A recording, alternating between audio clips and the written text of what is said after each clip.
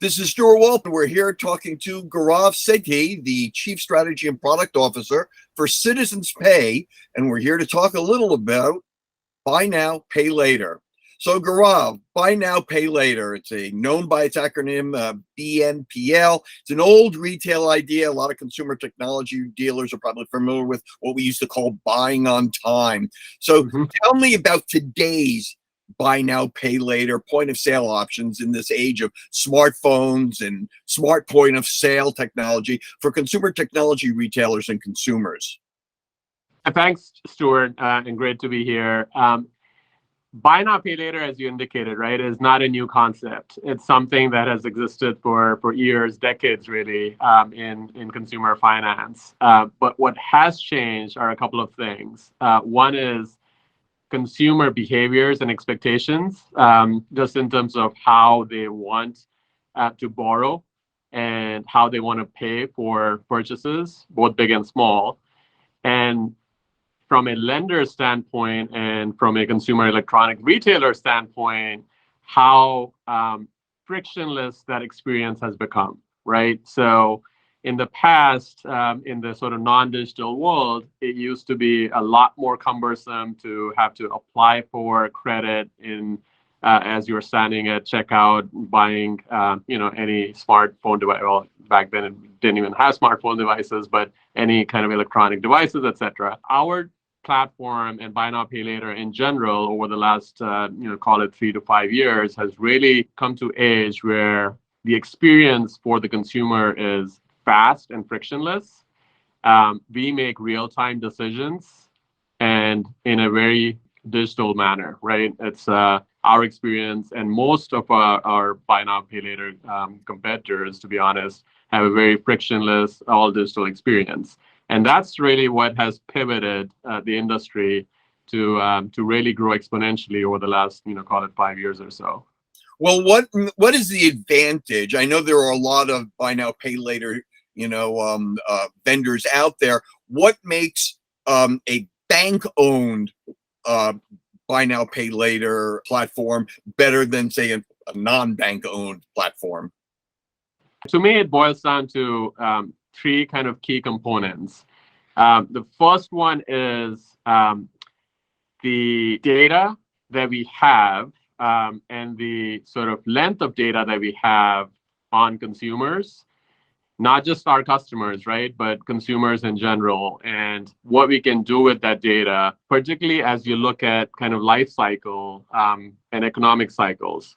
We've gone through the Great Recession, multiple sort of smaller recessions as a bank, right? And that information is critical to understanding how you want to underwrite a consumer and what payment behaviors to expect from the consumer, such that you're not putting yourself in harm's way, you're not putting the merchant in harm's way, and you're definitely not putting the customer in harm's way.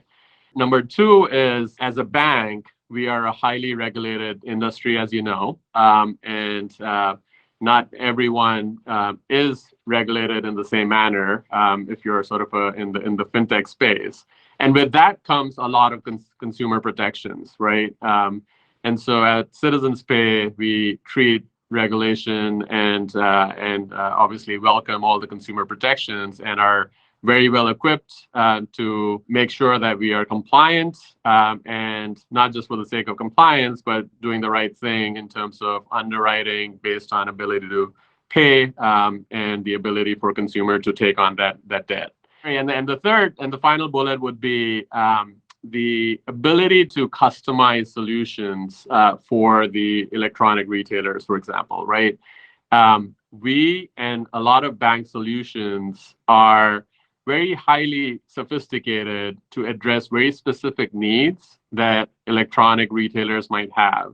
And that's a strategic differentiator relative to the fintech Buy Now, Pay Laters, where if the focus is to offer the same solution to 100,000 retailers, right, you're not really customizing any specific solution. But when you're trying to really be a strong advocate and partner and a consultant for your sort of partners and clients, you're building a lot more sophisticated solutions that cater to individual retailer needs. And that's what we do at Citizens Pay. So that's the third advantage, I would say. Okay, well, it's clear that you guys have a lot of experience in this. How long has Citizens Pay been around? And considering how long that you've been doing this, is there any particular kind of customer who is more prone to take advantage of buy now, pay later than others? Citizens Pay has actually been around since 2015, but in sort of a different incarnation. So we started as the payment provider and the buy now pay later provider for the iPhone upgrade program for Apple. And so that was the genesis of how we started the business. And it really was fundamentally not so much a product, but a solution that one of our clients wanted, out of Citizens. So that's sort of the origin. And we took that foundation and built a platform that we are now leveraging with the same sort of sophistication and the really slick customer interface and experience that we built with our marquee partner, with a lot of other clients. And over the last, call it 7 years, we've started to see the fruits of that, particularly in the last couple of years. We've added a lot of clients in the electronic segment, in the home improvement segment, as well as in the medical space. But particularly in the consumer electronics space, we've really done a nice job to address the sort of non-standard needs that a lot of these consumer electronic retailers have, right? Which is, how do I bundle device and service, right? I'm sure you've heard of device as a service, and that's one concept that we really know how to do really well. As an example, with Microsoft, we bundled the Xbox device with the gaming pass, and created a new SKU for Microsoft called the Xbox All Access Pass that we are offering not just at Microsoft stores, but also through other retailers like Target and Walmart and GameStop, right? So it's a very highly sophisticated offering and a solution that is not just a way to pay, right? Not just a installment financing, but really a different product structure that we created for them. Similarly, we're doing something similar in a couple of different instances with other clients where we were not only bundling but doing subscriptions. And subscriptions, another thing that over the last decade has really accelerated, right? Started with Netflix and those kinds of subscription models, and now that's coming into financing as well. How do you bundle things and then sell it as a subscription versus just financing a device or an equipment? Well, let's jump back for a second to what I asked before, and you sort of partially answered it. It sounds like that the audience for this, for buy now, pay later, considering the kinds of vendors that you're already partnering with, that this really is going to be attractive to a very tech-savvy consumer. So in the period of time that you've been running Citizens Pay, are we seeing that there's a particular type of consumer that is really attracted to this kind of option, especially where consumer electronics dealers are concerned? It's evolved quite a bit, Stuart. So what I would say, right, is 5 years ago, there was definitely a large skew towards the younger population, right, the millennials and Gen Zs, which still does skew to a younger audience and a much more tech-savvy audience. But what we have started to see over time is the adoption rate amongst even the people of my age, kind of in the 30s, 40s, and 50s, have started to adopt that. Maybe not quite at the same pace as the Gen Zs, but the adoption rate has gone up, right? And so it's become sort of a seismic shift in the way people think about particularly large purchases and how to pay for large purchases, such that they don't get into a little bit of a debt, right? It's purposeful borrowing for large electronics like a TV or a cell phone that they know can be paid off in a very structured manner, right? And that is more a consumer sentiment that's driving that change, with I would say, askew towards the younger population, but definitely shifting kind of upwards in age. Is there something particular? Obviously, the consumer electronics space is filled with a lot of very high priced items, big screen TVs, expensive home theaters, and projection Right. equipment. Is there something in particular that makes Citizens Pay a better buy now, pay later option, particularly for consumer electronics retailers? Right. I'll go back to what I was describing, right, around our solution and how we approach a kind of opportunity or problem statement with consumer electronics, particularly, right, which is not so much another sort of payment type where I could either, as a consumer, pay with my credit card or debit card or through a buy now, pay later, but really thinking outside the box, right, in partnership with our clients to say, okay, what problem statement are we trying to solve, right? And a majority of, when you get into deeper conversation, it really is about building lifelong relationships with your customers, right? So it's about loyalty and repeat use versus just the how do I get a little bit more in terms of my sales volume in purchase today. And that's what differentiates us. That's why Citizens Pay, particularly in the consumer electronics segment, is highly differentiated, right? Is because we're presenting solutions like bundling of product and service, like subscriptions, but even within a individual installment, our product is a line of credit, which allows installments and repeat purchases on the same account, right? So you don't have to go and apply for another loan for the second purchase, right? You've got a dedicated line at Merchant X that you can use for the first purchase, and that might have been your big screen TV. But then to make the second purchase at the same store, you don't have to get another loan. You can reuse that same line and get another installment for the smartphone device or the washing machine or whatever the case might be. So in other words, a consumer obviously goes to their favorite retailer and they buy one large screen TV, and then they can come back 2 or 3 or 4 months later and say, I really want to fill up the home theater system with a surround sound system, that sort of thing. And it builds this customer loyalty with that particular retailer. Right. Yeah, that's spot on, right? So it's a combination of allowing the consumer to make repeat purchases on the same account, and then the ability for them to save money by bundling product and service. As an example, with our Microsoft Xbox program, if you were to buy the device and the gaming pass separately versus bundling it together, you're saving up to $100, right, over the program. So it's sort of a win-win-win, right? It's a win for the customer, right, because they're saving money. It's a win for Microsoft because now they're bundling two services or product and a service, and then it also helps the retailers that we're partnering with to sell more through kind of our channel. Well, it's interesting because consumer electronics retailers obviously are probably a little more technically savvy than like clothing retailers or furniture retailers. So how easy is it for a consumer electronics retailer to take advantage of Citizens Pay? Yeah, you're exactly right. Electronic retailers, we've seen in our experience, are definitely a lot more innovative in their approach and a lot, tech savvy when it comes to solutioning with us. In general, our program and our platform is highly configurable and fully automated, and allows us to integrate with our clients in a matter of weeks. Right now, obviously, it depends on how sophisticated the program is.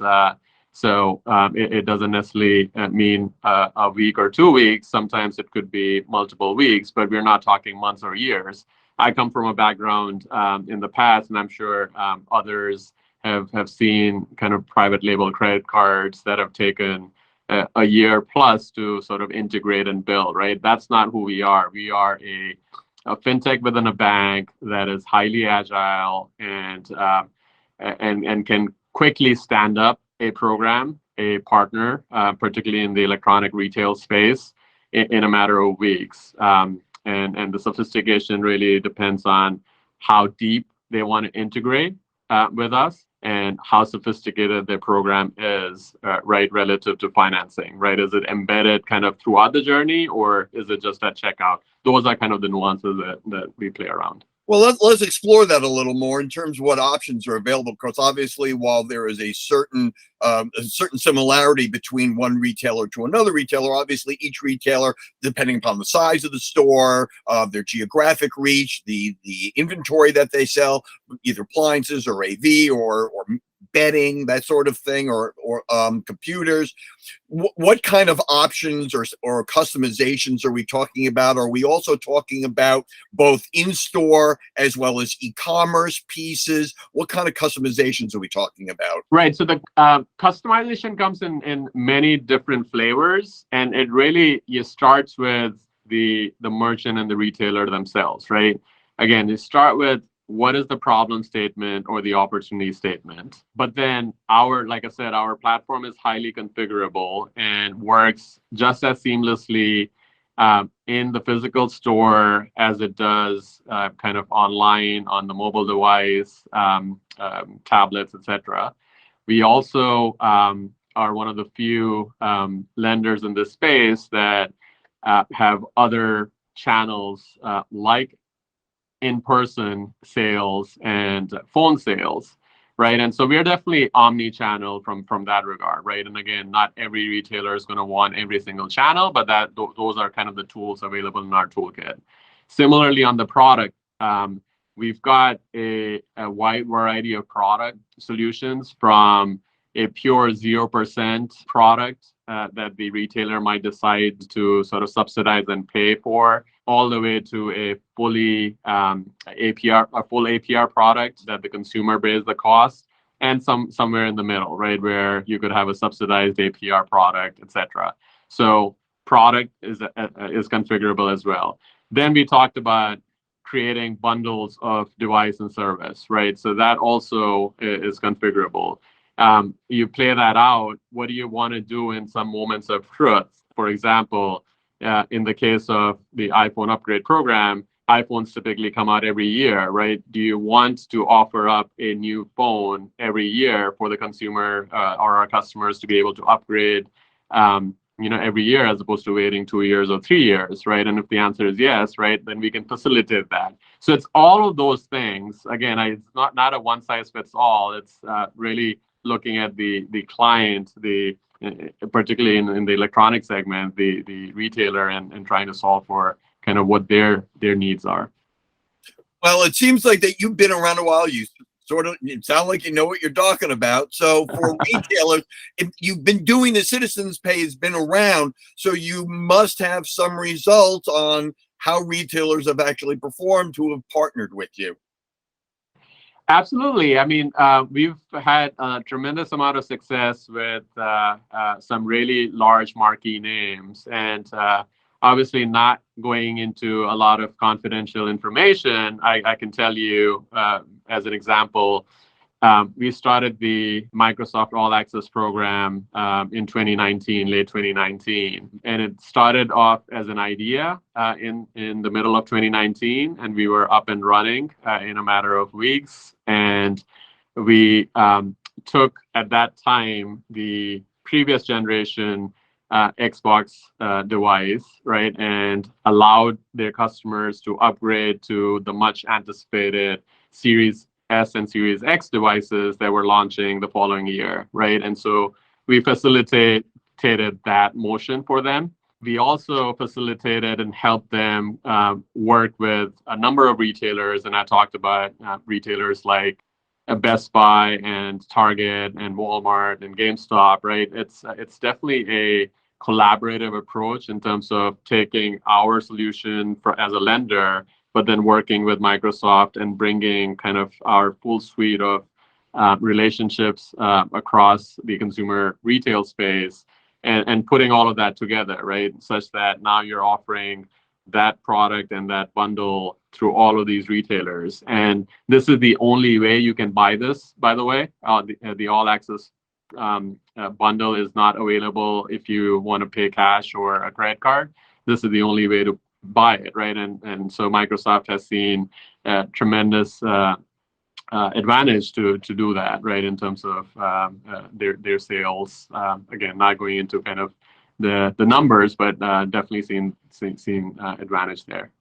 Well, obviously, the fact that you can offer this sort of continual line of credit creates a certain degree of higher customer loyalty for retailers, right?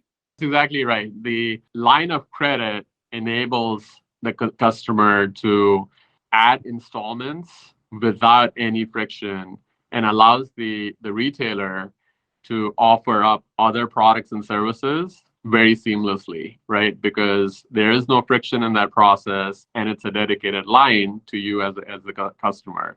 So, in your example of I bought the big screen TV, but now I really want to create the whole home theater experience, right? And so I want to get the speakers and the, et cetera, et cetera.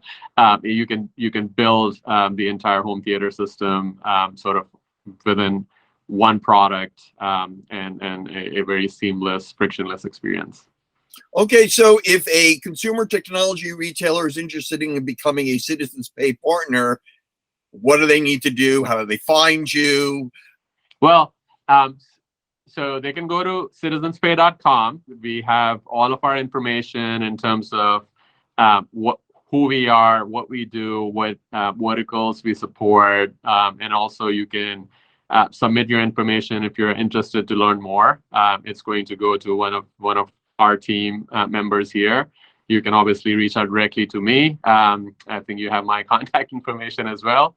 And we have an entire business development team, right, that kind of nurtures that relationship. So through any of those channels, you're going to get in touch with a individual that is going to handhold that whole process for you, right? Provides all the optionality to you. And if you're interested, right, solution with you, bring all of our collective team. And we have a pretty large team of folks from technology, digital, to operations, call center, et cetera, right? We kind of formulate a team to support that particular opportunity. Well, Gaurav, this has been very educational, and I hope it's been of some help to the consumer electronics retailers who are looking for additional payment options for their customers, especially in this time of economic turmoil. Thanks for your time, and hope to talk to you again soon. Likewise, it's been a pleasure. Thank you. And I'll talk to you soon, Stuart.